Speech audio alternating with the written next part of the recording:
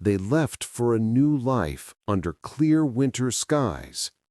Days later, the mountains closed around them, and survival became their only language. The summer of 1846 began with promise. Across the broad prairies of the Midwest, families loaded their wagons, harnessed their oxen, and set their sights on California, a land whispered about in letters and newspapers as a paradise of fertile valleys and endless opportunity.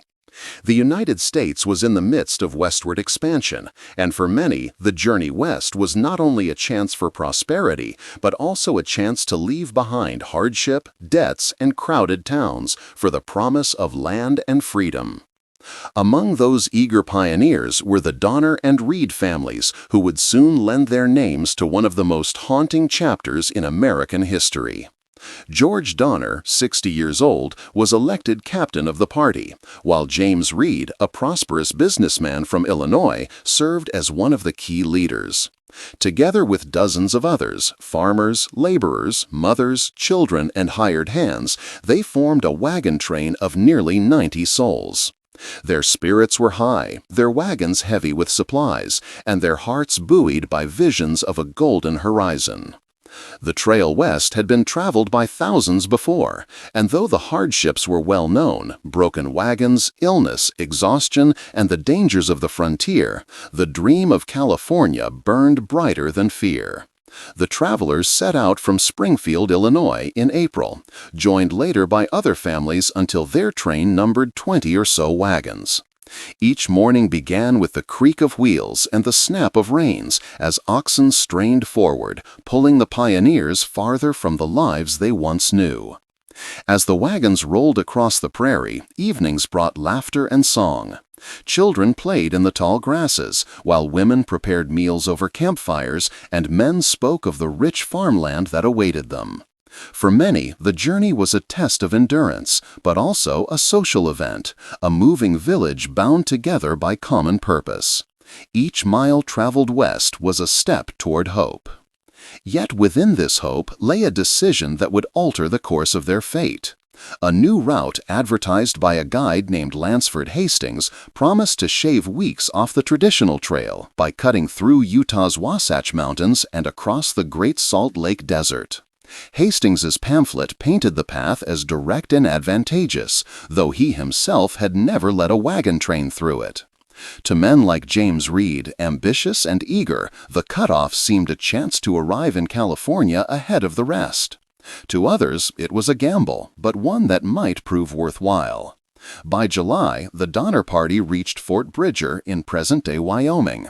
Here they faced a crucial choice: continue along the established Oregon Trail or follow Hastings' untested cutoff. Tempted by promises of a shorter route and reassured by Hastings' letters left at the fort, they chose the new path. It was a decision born of optimism and perhaps a measure of hubris, one that would soon entangle them in misfortune.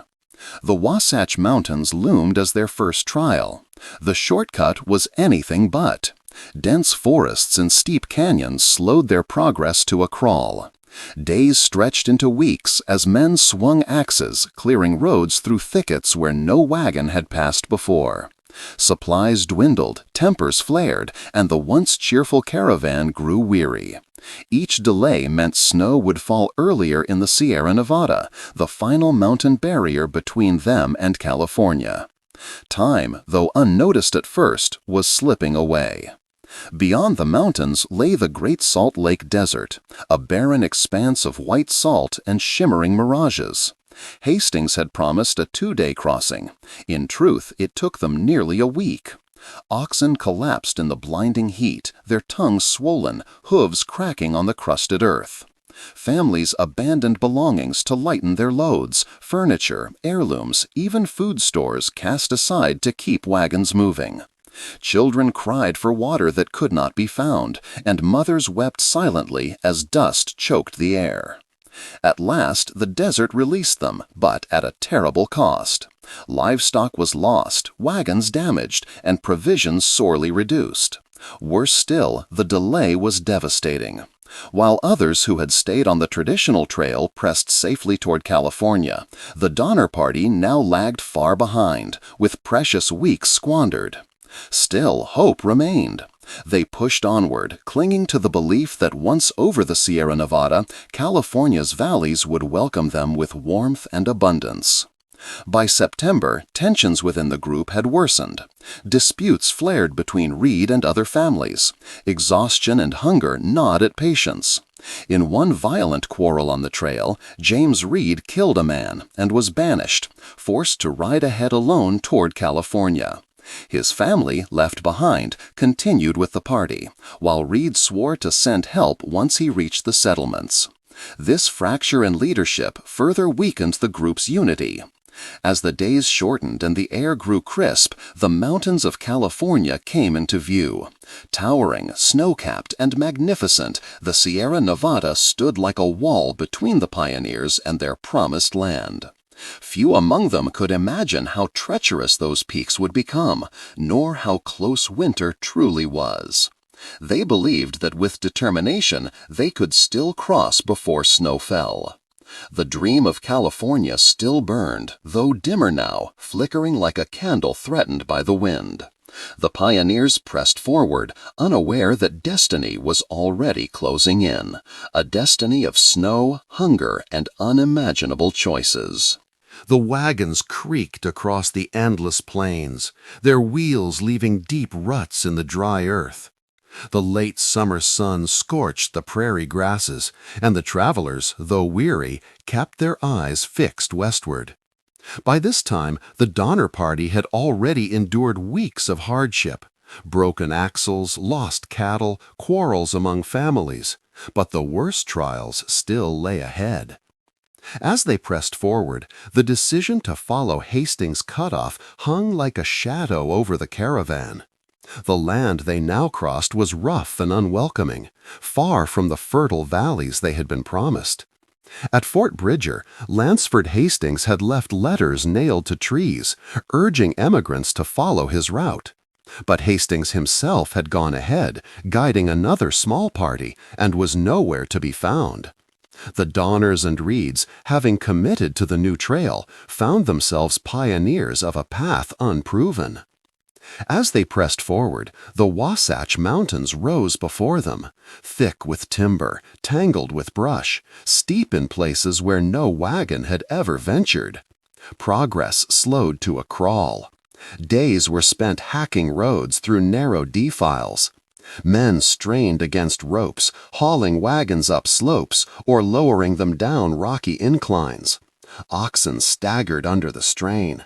Families who had once sung by the campfire now sat silent, their faces drawn with worry. Each mile was hard won, and every delay ate into their supplies. Flour barrels grew lighter, bacon stores dwindled, and children asked for meals that mothers could no longer provide. Still, hope clung stubbornly to the group. They told themselves that California was not far, just beyond the mountains, just beyond the desert. But the Wasatch broke their spirits. It took them nearly a month to cross terrain Hastings had assured them was manageable. When they finally emerged into the open country of the Great Salt Lake Desert, they were already dangerously behind schedule. The desert was a different kind of enemy.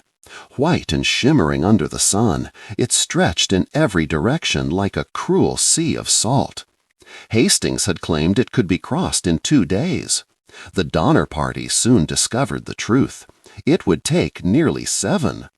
By the second day, mirages shimmered on the horizon, mocking the thirsty travelers with visions of water that did not exist.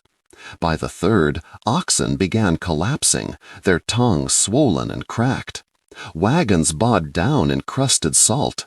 Wheels sank, and men strained with every ounce of strength to push them forward.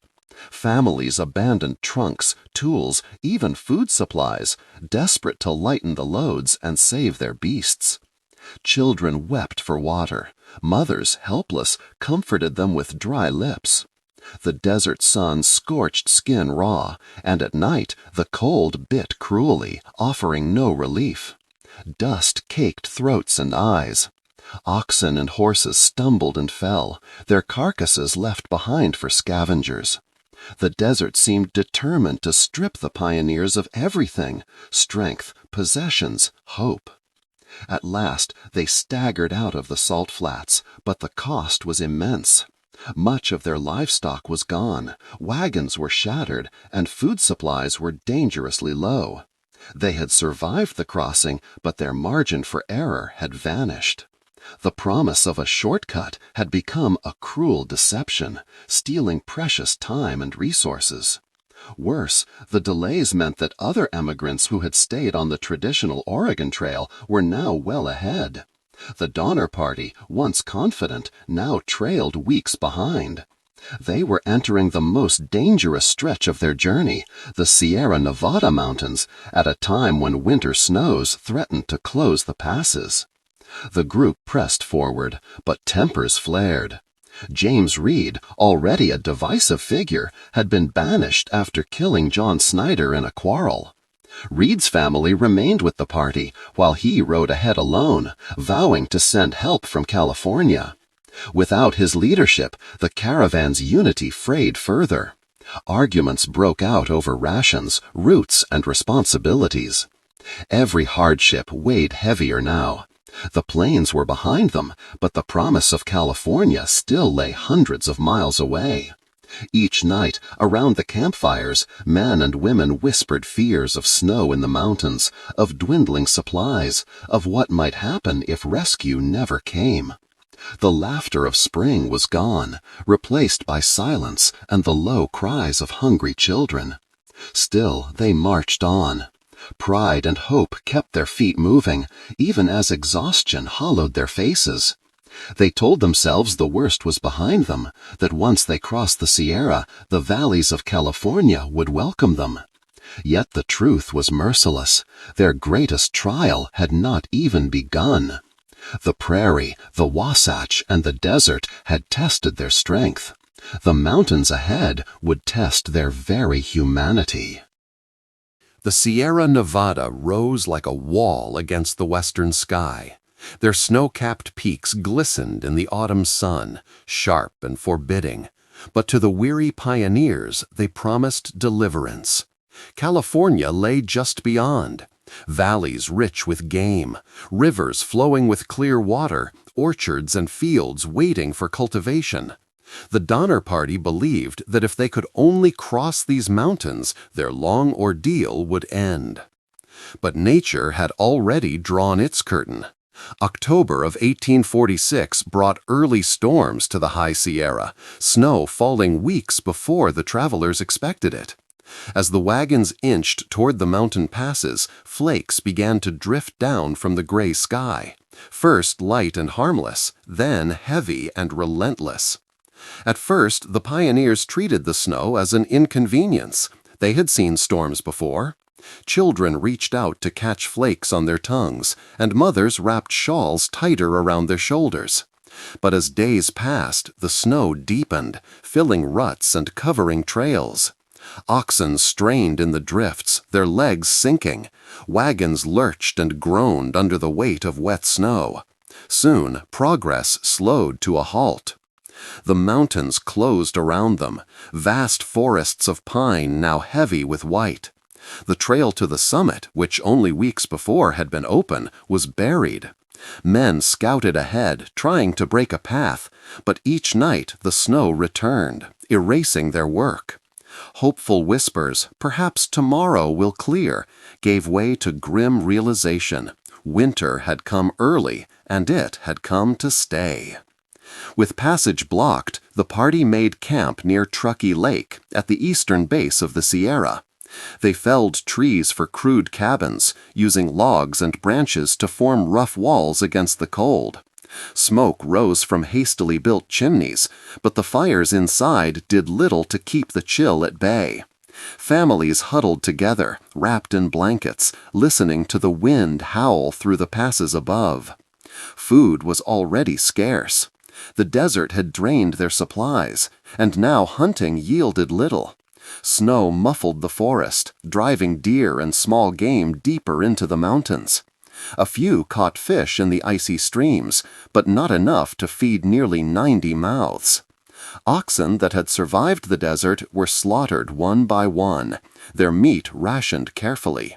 Soon, even the hides were boiled for sustenance. As hunger gnawed, tempers frayed further. Families argued over rations. Some accused others of hoarding. Leadership, once divided between Donner and Reed, was now splintered. With Reed gone ahead and the Donners weakened, no single figure could command the group. Decisions were made piecemeal, often too late, always under strain. Storm after storm buried the cabins deeper. The pioneers tried again to cross the pass, but snow lay in drifts over 20 feet deep. Exhausted men sank waist-deep with every step. Children cried from cold, their breath misting in the dim light.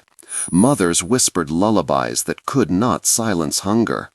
Each attempt to move forward ended in retreat, until even the strongest admitted defeat. They would have to wait out the winter where they were. But waiting meant enduring hunger that grew more unbearable with each passing week. The meat of oxen was soon gone.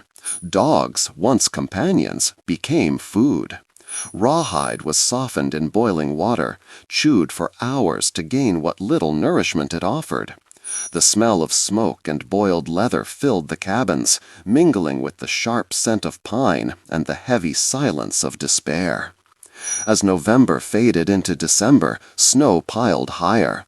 The cabins, dark and cramped, echoed with coughs and quiet weeping. Dreams of California's valleys grew distant, replaced by gnawing thoughts of survival. Whispers began to circulate, unthinkable whispers, born of desperation.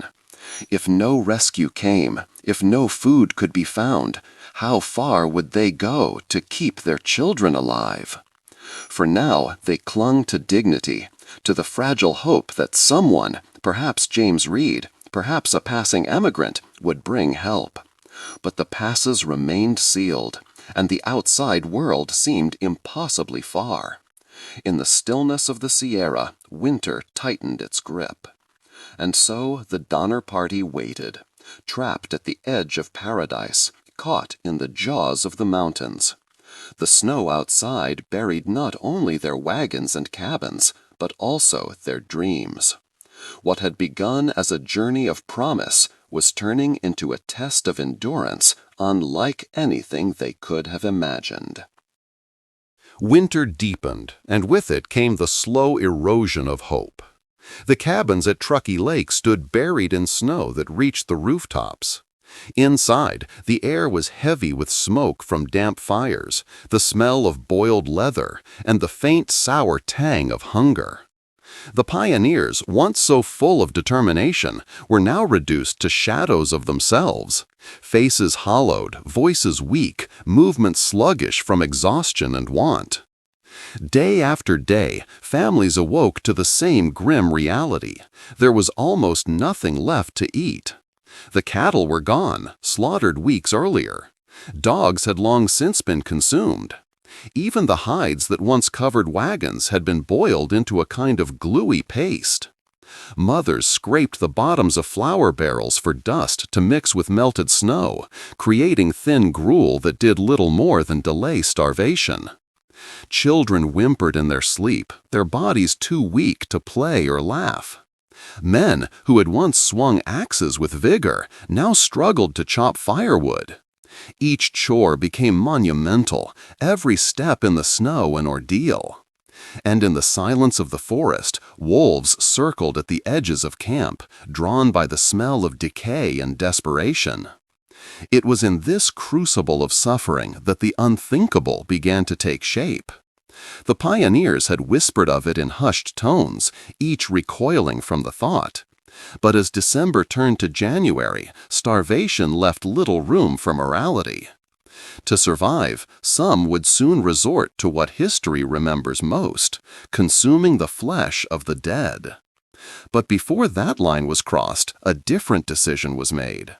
17 of the strongest set out to cross the mountains on foot. They were called the Forlorn Hope. Wrapped in makeshift snowshoes and carrying what meager rations remained, they climbed into the white wilderness, leaving behind their families with promises to return with help. Among them were young men, women, even a teenage girl. The trail ahead was nearly impassable, but they carried the desperate faith that salvation lay beyond them. Back at the lake, those who remained faced each day with dwindling strength. Fires were kept alive with pine needles and scraps of wood. The Donners themselves, camped several miles back, fared even worse. George Donner had been injured, his hand infected, and the family's isolation deepened their suffering. As the snowstorms raged, death visited the cabins quietly. The elderly succumbed first, their bodies too frail to endure. Children followed, despite the frantic efforts of mothers who gave them every scrap of food. Each death was a fresh wound to the community, but also a terrible temptation. In time, hunger forced the living to take what once had been unthinkable, to use the bodies of those who had perished. They did not speak of it openly. It was done in silence, with eyes averted, as though to admit it was to betray their humanity. Yet those who partook survived another day, while others, clinging to dignity or faith, withered more quickly. In the mountains, morality was no longer measured by what was right or wrong, but by what allowed one more breath, one more heartbeat. Meanwhile, the forlorn hope pressed onward. Their journey was one of unimaginable torment: snowblindness, frostbite, starvation. When their rations ran out, they faced the same terrible choice as those left behind. Some died along the trail, and in the end, the survivors sustained themselves on the bodies of their companions. By January, after more than a month of wandering, only a handful staggered into a settlement in California, their faces gaunt, their story beyond comprehension. But they had done what? Back at the lake, the weeks dragged on. Families marked time not by days, by the dwindling of food and the deepening of snow. The children grew silent, staring with hollow eyes.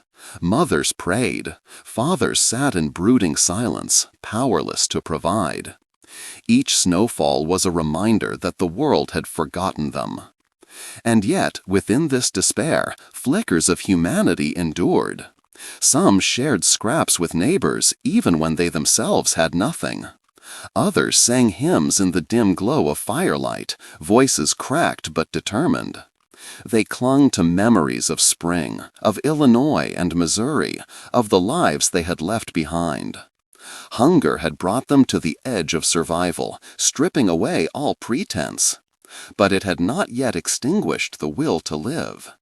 And somewhere beyond the snowy peaks, the faint promise of rescue stirred, a fragile hope that might yet reach them before the mountains claimed them all. When the decision was made to send a small band over the mountains, it was less a choice than a necessity. The camps at Truckee Lake and Alder Creek could not endure much longer. Rations were gone, the cabins half buried in snow, and the cries of hungry children filled the nights. 17 volunteers, men and women, even a teenage girl, stepped forward, knowing that their attempt might well be a death march. They called themselves, perhaps grimly, the Forlorn Hope. On December 16, 1846, they set. At first, the journey was marked by determination. They climbed into the Sierra, through drifts that swallowed them to the waist, through forests muffled by snow and silence. The peaks loomed ahead, sharp against a gray sky. But soon the reality of their task revealed itself. The snow was endless, the cold unrelenting, and the mountains indifferent to their suffering. By the third day, their rations were gone. Hunger returned, gnawing and insistent. They chewed leather straps, gnawed pine needles. Desperation forced a decision that none had wished to face. As members of the group succumbed to exhaustion and cold, the survivors confronted the stark truth. Without sustenance, none would live to reach California. The choice was unspoken at first, then acknowledged with grim silence. The dead would not be left behind. They would be consumed. It was a pact made in misery. They did not feast. They did not speak of it. Flesh was cut in silence, cooked over small fires, consumed quickly, without ceremony. The mountains claimed them slowly. Several died along the way, men and women who had set out with determination but could not withstand the cold. Others trudged forward, faces hollow, eyes vacant. The teenage girl who had joined them, Sarah Graves, staggered beside her parents, clinging to the belief that survival still lay ahead. Through it all, storms battered them. Snow fell thick, erasing their tracks, burying landmarks. The horizon offered no promise, only more ridges to climb, more valleys to come. And yet, after more than 30 harrowing days, salvation appeared. The survivors, just 7 of the original 17, stumbled into a settlement in the Sacramento Valley. Emaciated, frostbitten, barely alive, they carried with them a story that stunned those who heard it. They told of families trapped in the Sierra, of cabins buried in snow, of children starving, of choices too grim to imagine. Their words spread quickly. The settlers of California realized with horror that dozens of men, women, and children. Efforts to organize a rescue began almost immediately, though even in California, supplies were scarce and volunteers hesitant. The Sierra in winter was no easy battleground. But the testimony of the forlorn hope could not be ignored. Men gathered food and supplies, shouldered rifles and blankets, and prepared to march back into the mountains. For the survivors who had stumbled out of the wilderness, there was no true relief. Though they had escaped, their minds carried the weight of what they had experienced. Back in the cabins, snow continued to fall. The people there did not yet know that a rescue was being organized. They still rose each day to the sound of wind howling against the logs, to the sight of gaunt faces in the dim light, to the endless hunger that defined every moment. They prayed for deliverance, never imagining that the thin thread of hope had already been spun by their own kin and companions, the forlorn hope who had walked through hell and lived to tell of it. News of the Donner Party's plight spread swiftly through the small settlements of California. The ragged survivors of the forlorn hope, sunken-cheeked, frostbitten, half-dead, had staggered out of the Sierra like specters, bearing a message that struck terror into all who heard it. Dozens of men, women, and children remained trapped in the mountains. They were starving, freezing, and alone.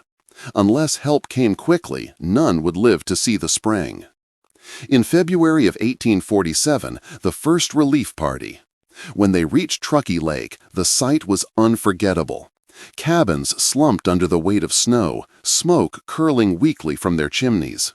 The figures who emerged were scarcely recognizable as human, gaunt, hollow-eyed, wrapped in rags and hides. Their cheeks were sunken, their voices little more than whispers. One rescuer later wrote that it was like stepping into another world, a place beyond despair. The relief party distributed food quickly: flour, dried meat, a few precious morsels of sugar. The first group of survivors, mostly children and younger mothers, was led back toward California.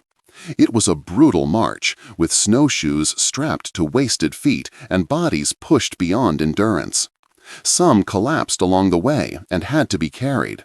Others died on the trail, unable to go further. Yet enough survived to stagger into the settlements, their arrival both a miracle and a warning. More remained behind, still waiting. 3 more rescue parties followed in the weeks that came. Each one faced the same challenges. By the time the third relief reached the mountains, conditions had worsened. Fewer were left alive, and those who remained were gaunt to the point of skeletal. Snowmelt dripped from the trees, but spring was still weeks away. Hunger had consumed every reserve, and in its wake had come desperation. The rescuers let out as many as they could, leaving behind those too weak to move, promising to return. The final relief came in April. By then, winter's grip had begun to loosen, though snow still blanketed. The mountain passes had exacted their toll. Families were broken, names scarred by tragedy, reputations stained by whispers of cannibalism that would never fade. The Donner Party had sought California's promise and instead etched their place in history's darkest chapters. And yet, within the despair, lay glimmers of resilience. The children who survived carried the memory of their parents' sacrifices, of the determination that had carried them through. They grew to adulthood in California, marrying. The rescuers, too, carried scars. Many spoke little of what they had witnessed, unwilling to recall the gaunt faces, the silent cabins, the snow stained with sorrow.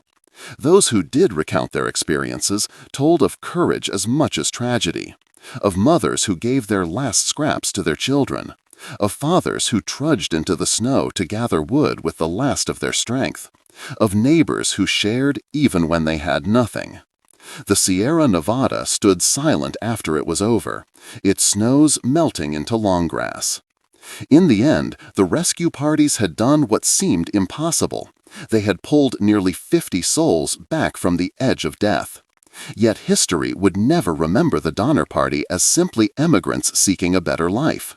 Their story would become a legend, a warning, and a question whispered through time. What would you do if faced with the same fate? When the last survivors descended from the Sierra Nevada in the spring of 1847, California was forever changed. Their story spread swiftly across the settlements, carried in whispers, then in newspapers, and finally across the young nation itself. The Donner Party had become a symbol, not just of tragedy, but of the peril that lurked behind the promise of the West.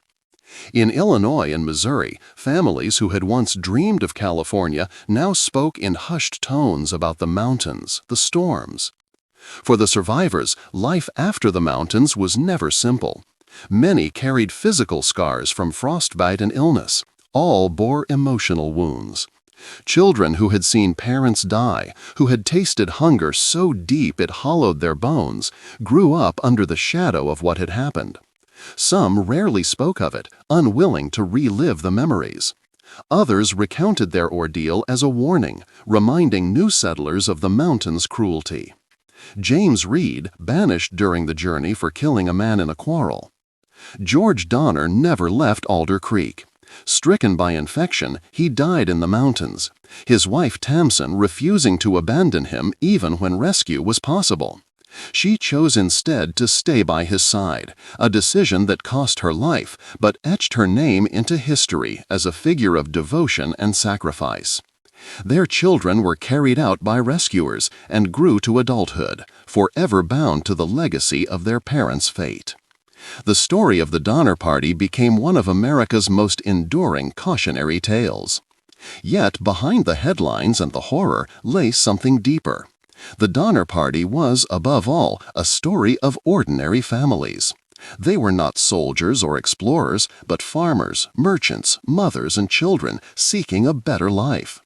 They had set out with hope, and when disaster struck, they endured with the only tools they had: faith, determination, and the will to live. For Americans, especially those in the young state of California, the story struck at the heart of the frontier myth. The West was yet behind the headlines and the horror lay something deeper. The Donner Party was, above all, a story of ordinary families. They were not soldiers or explorers, but farmers, merchants, mothers, and children seeking a better life. They had set out with hope, and when disaster struck, they endured with the only tools they had: faith, determination, and the will to live. For Americans, especially those in the young state of California, the story struck at the heart of the frontier myth. The West was generations later. Travelers driving over Interstate 80 in California still pass through Donner Pass, near the place where the emigrants were trapped. A state park preserves the site at Truckee Lake, its monuments honoring the memory of those who perished and those who survived. Visitors walk among the tall pines and read the plaques, imagining the cabins buried beneath 20 feet of snow, the gaunt faces staring into the storm, the silence broken only by the wind. For those who pause, the lesson: the pioneers who left Illinois in the spring of 1846 could never have imagined the legacy they would leave. They sought a better life in California, but instead they gave the nation one of its most enduring survival stories. Their journey ended not in the fertile valleys they dreamed of, but in the annals of history. Their names forever spoken, with awe, pity, and respect. The snow has long since melted from the Sierra Nevada. Seasons have come and gone, generations risen and passed. Yet the Donner Party's tragedy remains not just a story of suffering, but of resilience. In the silence of those mountains, amid the storms and hunger, they revealed the depths of human desperation and the heights of human determination. And in that, their legacy lives on.